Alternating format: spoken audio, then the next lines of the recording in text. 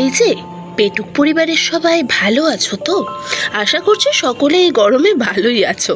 ভালো না থাকলেও ভালো থাকতে হবে, আর শরীরকে মনকে চাঙ্গা রাখার জন্য এরকম একটু আধটু ফলের জুস খেতেই পারো।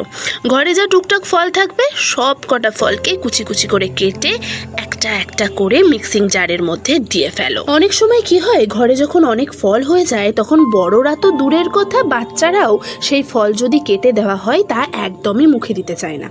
তাই যদি এইরকমভাবে একটু জুস বানাতে পারো, আশা করছি বুড়ো থেকে ছোট প্রত্যেকে একদম চেটে পুটে গ্লাস ফাঁকা করে ফেলবে। সমস্ত কুচনো ফলগুলো আমি মিক্সিং জারের মধ্যে দেওয়ার পরে দিয়েছি স্বাদ মতো চিনি, সামান্য একটু বিট নুন, 3 থেকে 4 চামচ মতো আমুল দুধ দিয়েছি, 1 কাপ দিয়েছি লিকুইড দুধ। এরপর আমি এতে মিশিয়েছি একদম ঠান্ডা ঠান্ডা জল, তোমরা কিন্তু চাইলে বরফও দিতে পারো। তারপরে গ্লাসের মধ্যে সুন্দর করে পরিবেশন করলেই আমাদের রেডি ফলের জুস। ভাইকে দিয়েছিলাম, সে তো ক্যামেরার সামনে আসবেই না বলে কোথায় যে মুখ লোকাচ্ছিল তার কোনো ঠিক নেই, তবে খাওয়ার পরে তার রিয়াকশনটা ছিল জাস্ট। এরপর বাবার পালা। বাবাকে দেওয়ার পরে মুখ দেখেই বুঝেছিলাম খেতে দারুণ হয়েছে।